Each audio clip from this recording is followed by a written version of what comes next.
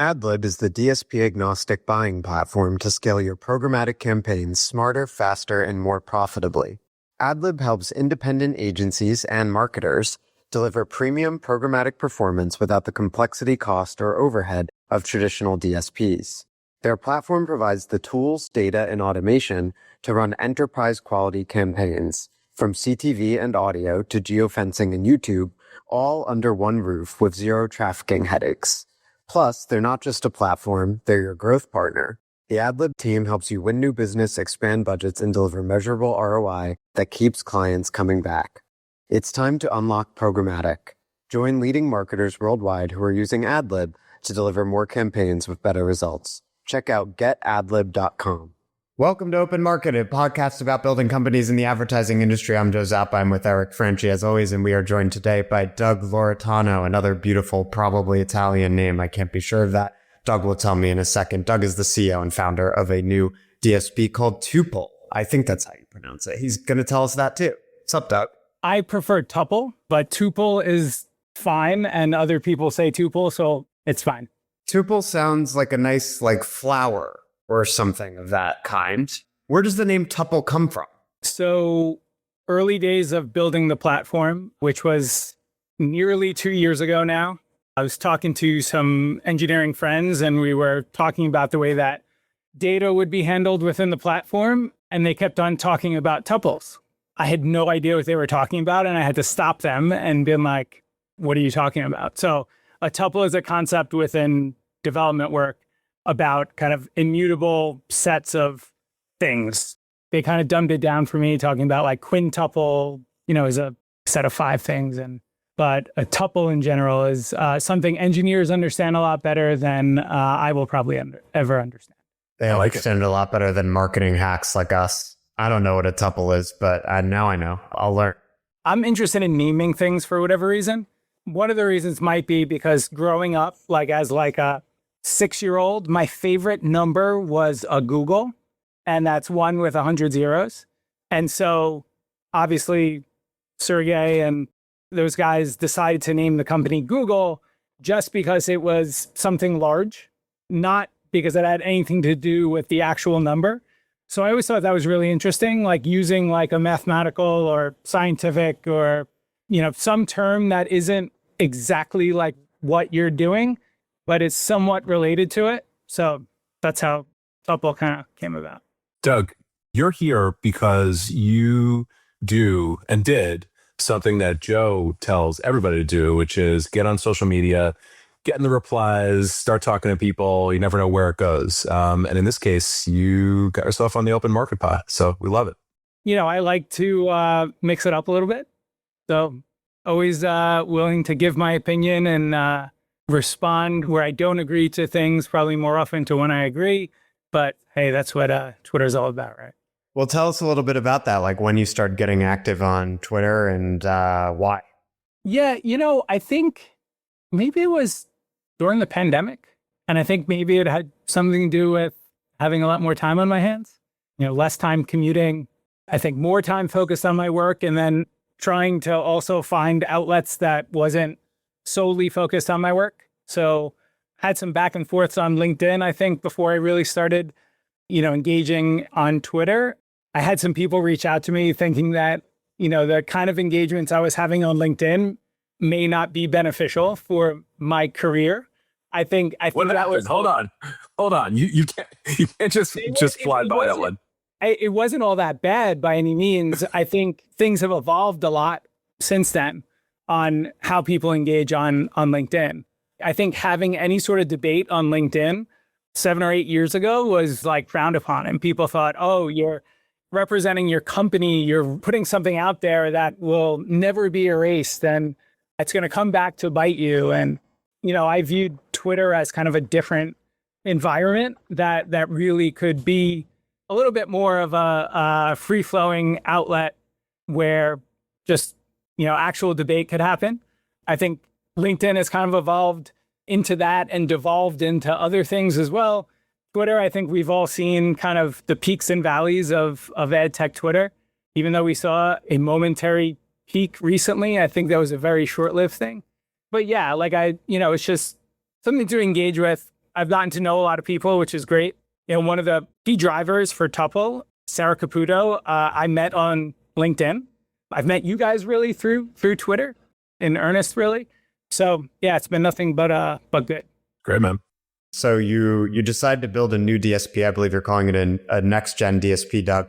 Tell us about that. Why do we need a next generation of them? I thought, I think a lot of people were hoping we'd just get rid of them. So what's the next generation look like? So basically, around 2 years ago, right around the time when I was having that conversation with those engineers, I was building a business for a company called Civic Science. So Civic Science is a research company, has really interesting declared consumer intent data that before they hired me to start an advertising business was solely using that for research. They hired me to build out that business in 2021. And basically we were offering packages to advertisers of custom segments built off that declared consumer intent. And we were offering it either as managed service, where our team would be using DSPs to buy against that data, or we were curating deal IDs and we would push that to the DSP seats of our advertisers. Basically, in that experience, got to work with and engage with almost every DSP out there. And as somebody who has a background more on the supply side of programmatic, I was almost horrified by what I learned. Mostly, I think mostly the platforms were just pretty limited, but at the core, there's a really big fundamental problem in programmatic that's driven by legacy DSPs that very few people know about. What's the problem? So basically, everybody has to keep their infrastructure costs down. In order to do that, about 50% of good impressions, not junk, not things that nobody wants to buy, 50% of good impressions fall to the cutting room floor. And so a buyer who has really interesting data and could build a really interesting package of inventory around that data, they could only get at about half of that. And all of this is really kind of started with header bidding, 2012, 2013-ish. The real proliferation of header bidding started, 2016, it really became kind of a normal part of programmatic. And if you think about it, every single impression on the open web is firing off bid requests through probably about, depending on, what point in history, but maybe about 50 different SSPs. So a legacy DSP is working with 50 or so partners that are all sending them the same impression.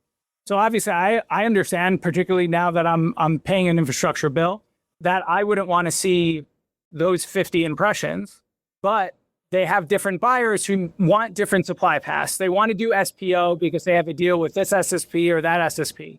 So what ends up happening is the DSP limits the amount of impressions or bid requests that an SSP can send to them. They'll say you have a cap of 2 million QPS, queries per second. So an SSP needs to decide what they're going to send. So an SSP doesn't try to send everything. And then when a DSP receives the 2 million QPS from SSP XYZ, they then further throttle that down because they don't want to waste compute bringing that into their platform. Every step of the way, there's impressions that are just being lost. Got it. So this is the idea behind the announcement this summer or this spring rather of Index Exchange's Index Cloud, right? Basically get buyers closer to the edge. And we had Shane Shevlin of Bedrock, one of our portfolio companies, another DSP, kind of talking about that in an earlier episode. That's how one company is addressing the problem, yeah? Yes, but, and there's a big but there, is that you can't fully address that problem just by bringing somebody on board. That the infrastructure cost then becomes Index's problem instead of Bedrock or anybody else. I've had conversations with Index about us working together. That's a real possibility in the not too distant future. But there's still infrastructure costs. There's still ways, that you really can't get at the impression. And we're looking to solve that not only by getting closer to the SSP, because that is maybe not from purely the way that Index is doing it, but we're doing it in other ways, leveraging kind of containerization, some kind of agentic workflows. It's really about making sure that buyers have full visibility, full access to every impression and are able to evaluate every impression. Because if they don't, then the entire promise of a DSP is kind of pretty shallow. How are you attacking this? So right now we are using basically the same technology that the guys at Chalice and others, we use containerization to basically get view through to every single impression at the SSP. That allows us to basically make decisions and allows us to understand everything that's there, so good impressions don't end up not coming through. So in my experience with Civic Science, if they build a segment of 10 million impressions on a daily basis, the buyer's going to see 10 million impressions in Tuple. And we're not going to drop anything from there. And it really is like we're showing the buyer double the amount of impressions that they would see in Trade Desk or Viant or, really any other legacy DSP. So what's the trade-off for you? Like, you're able to do this just because of a different kind of technology, or is there you're absorbing costs that they're not? Please forgive the dummies. No, not at all.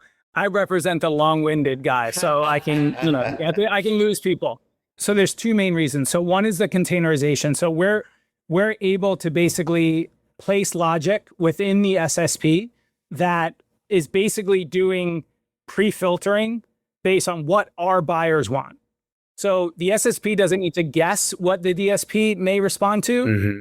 We are telling them because of the way that we're implemented in their system. So that's the first major difference in approach. The second is that we're never going to work with 50 SSPs. There's no reason to. We are currently live with one SSP, Media.net. Probably not a shock to people who know me.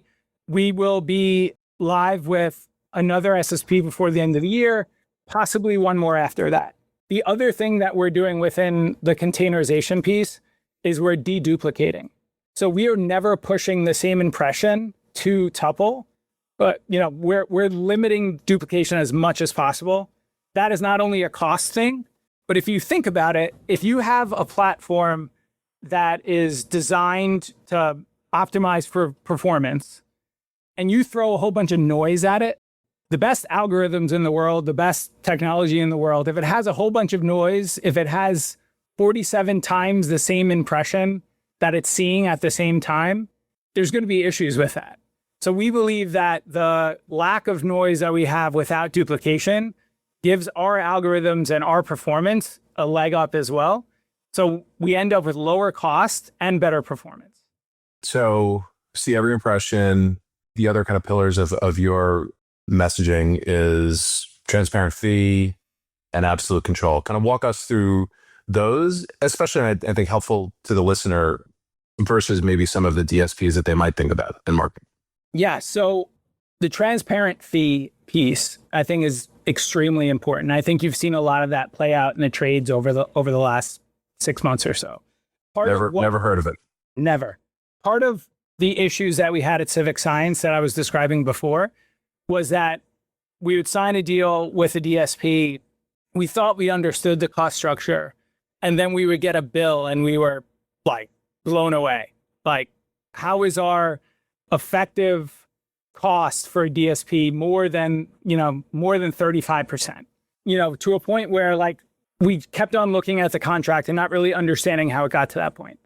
And then I was at Marketecture, I forget which one.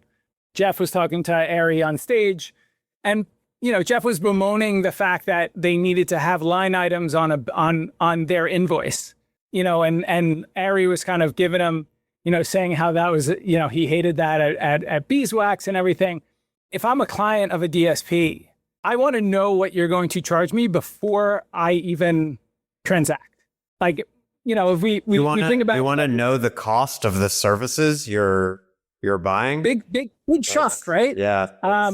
So one of the things that we did building the Tuple platform from the ground up is that we included the cost any fees that we were charging in the UI. So like there's a column that actually shows, like you're looking at your daily reporting, you're looking at, different campaigns, actually shows the fees that you're going to pay. I don't understand why that's something that nobody else could do. That they definitely could, but I guess the question is why wouldn't they? Having fees that are not completely visible or transparent may be a benefit to other DSPs, but that's something that we're not interested in doing. And I think it's something that, some of our early partners really appreciate.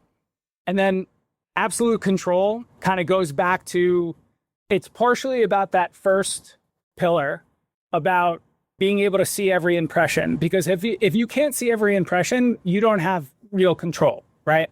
If you're buying from a platform that's supposed to be able to access the open web and you can't access everything you want to access, then you're not really in control. And then the other part of it really is the way that AI has evolved and has started to seep into the DSP world. We are AI native in our platform. We have an MCP server, which can kind of connect. Through Claude, I could understand how like our things are pacing, different things like that. I could actually make changes, even though everybody gets mad at me when I do that. Our goal with AI within our platform is to make it operationally superior. When other platforms talk about AI outcomes, that's where I think they're going astray. We have the ability to turn on AI optimizations, but the actual buyer gets to see everything that the AI optimization is doing. Where other platforms, it's basically like, tell me what you want and I'll do it for you. And I'll just get you what you want and you'll just pay me how much we agreed you paid me. So I feel like that opens up an interesting commercialization question, right, Doug? Because there are probably a lot of buyers out there who do want, like, I don't need to know what's happening. You just tell me, just go get the outcome I want. But so then you have differentiation because you're essentially going after a type of buyer, right, who specifically wants to know what's going on under the hood. That's right. That's right. I think it's akin to self-driving rideshare. We have windows in our car. We let the people who's in the Waymo see where they're going. And they can make adjustments if they need to. Where AI outcomes is basically you're in a Waymo that has no windows. I wouldn't be comfortable in a Waymo that has no windows. It's actually a really good example because I think a lot of people wouldn't love it, but they actually might be able to get with that. Supposedly self-driving cars are supposed to be aware of what's going on. And some people probably, they put on Netflix or whatever the fuck, and they have no idea what's happening. So I think it's really true. Like, I don't think there is necessarily a right way or a wrong way. I think there is a right way for certain customers. And what's interesting about what you're saying is you're carving out, okay, we are for the advertisers who actually care. It reminds me of, Paul Connecton, the marketing consultant who was Ari's CMO for a while at Beeswax. He always said that like what Beeswax did was they said, we're the DSP for control freaks because it was more customizable. And so it's kind of a similar message. And how are you seeing that play out in early conversations with customers? We see it play out like it resonates. And to your point, maybe it's because of the type of customers we're talking to. If you talk to somebody that is in a DSP every day, they feel like they should be in control. I don't know what the ratio is to what you described, those that will just be like, fine, just do it. But to me, those people who are like, fine, just do it. In my eyes, that's not a DSP.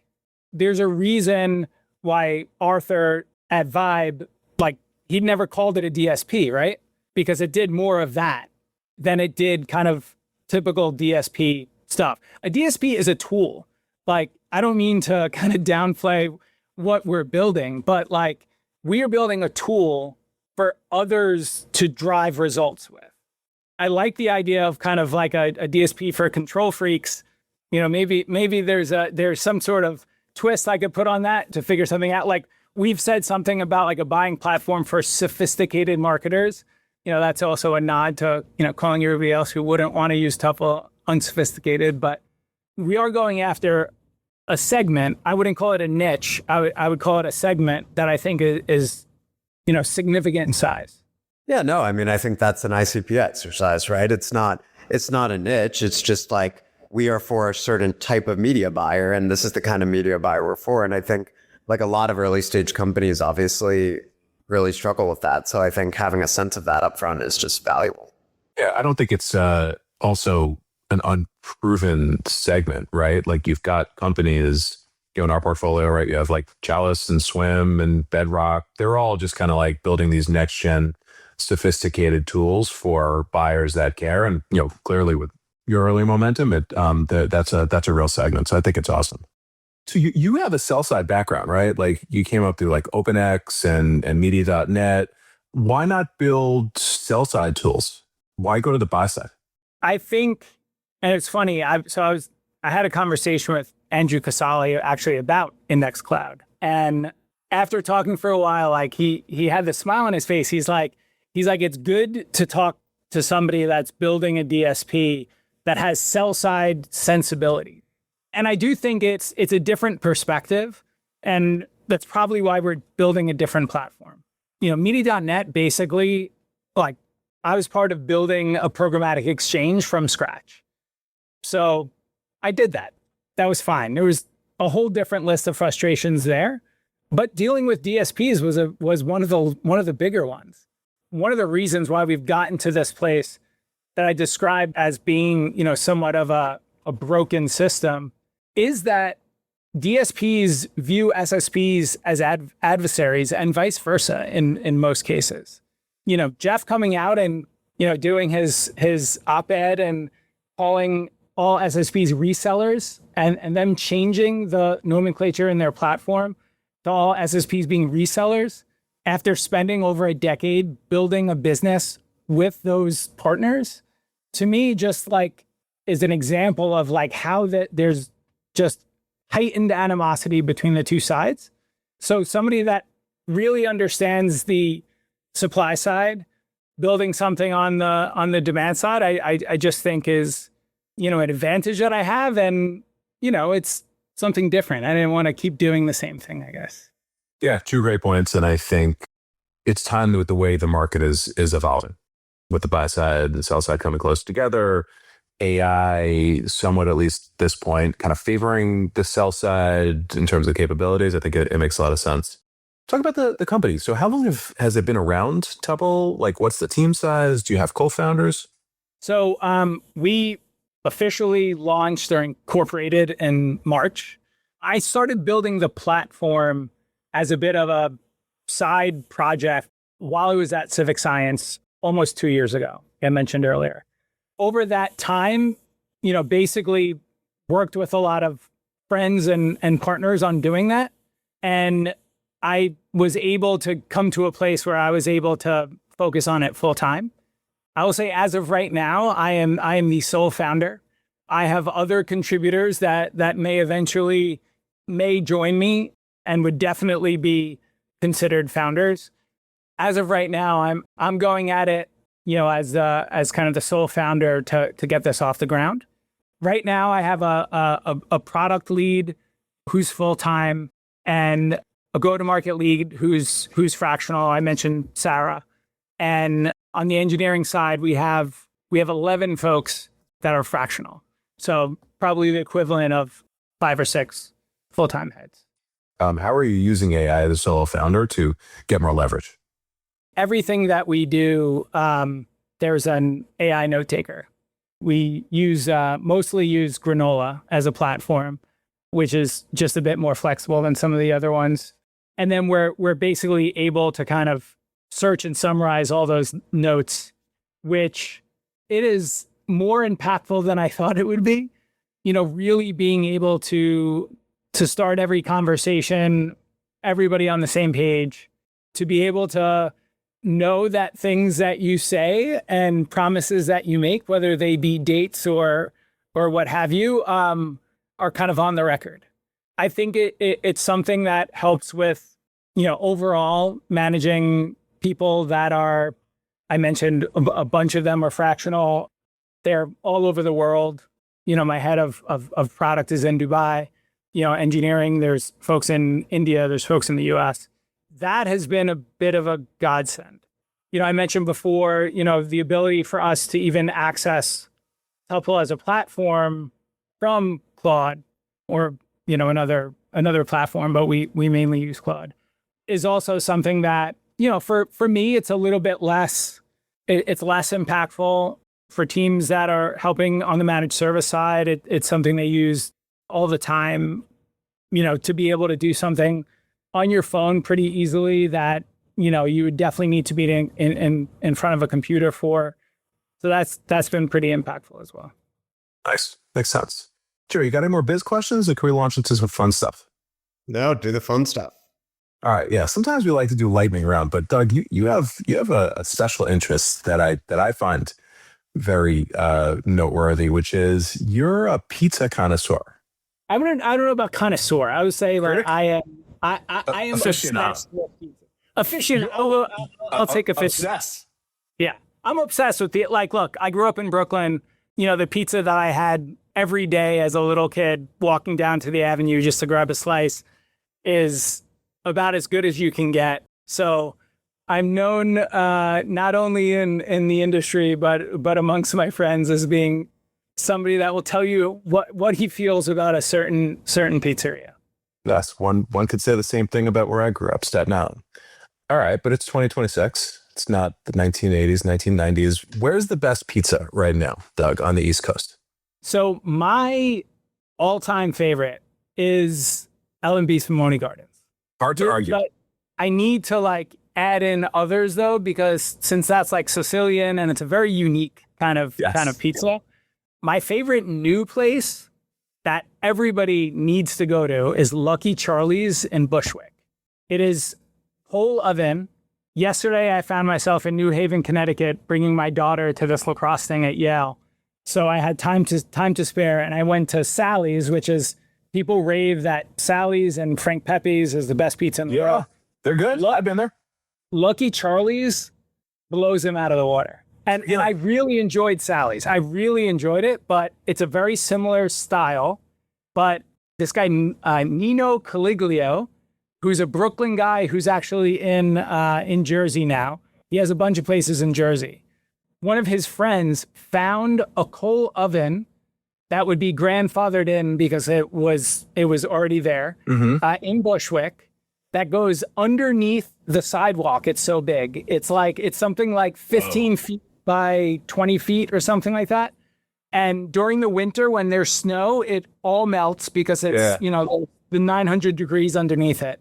And so they called Nino, who's a big pizza guy, and they opened Lucky Charlie's. It is unbelievable. Wow. So I'll go with Lucky Charlie's. Doug is dropping some alpha here on the open market pod. Yep. Do you have a favorite spot in the New York City or New Jersey area, Eric? Yeah. So I grew up on Staten Island, and we have a place called Danino's. You ever been to Danino's, Doug? I have. Yep. Very good. That is my number one. And they opened one up in South Jersey, not too far from where I spend time over the summer. So I get my fill there. In New York City, hard to argue with Joe's. I mean, just to grab a slice somewhere, I'm very hard to argue with Joe's. Joe's is very good. Lindustry, which is originally a Brooklyn place in the West Village, very good. And right near Lindustry, a couple of others have kind of opened up to try to challenge Lindustry, and that's Slice House and Fermento. I prefer Slice House, so I would say Lindustry, Slice House, Fermento, but all three of those are really good. There we go. All right, Joe, what you got? Well, my favorite place in North Brooklyn is Mario's. It's a good joint. Got a sort of sweet sauce. That's sort of my local pizza place. I don't get pizza very often, but when I do, that's where I like to go. And they have a chicken slice. I'm just always looking to get chicken, no matter what meal it's. So throw chicken parm, chicken cutlet. Yeah, throw it on. Throw some chicken cutlet bites on a pizza. I'm here for that. Manhattan Avenue? Yeah. I've never been. Doug is adding it to whatever. Pizza. No, Trader Vic's. my Google Maps, I have saved like places. So like if I end up That's so cool. someplace, Yeah. I know where I need to go. Next time you're in Boone 20, head up. That's awesome. Well, Doug, thank you for coming on the pod. This has been a lot of fun. I too believe that there is an opportunity to build next gen DSPs. I think there's an opportunity to build more of them. And I wonder if, the DSP of the future either is a DSP or a DSP is going to figure out how this thing evolves. So it's awesome to see you innovating in this space. Thanks. Absolutely. How can people find out more about Tuple? Our website, tupleads.com, TUPLEADS.com. Easiest way to find out more about us. Awesome. Doug, thank you. Thanks, guys. See you next week, everybody.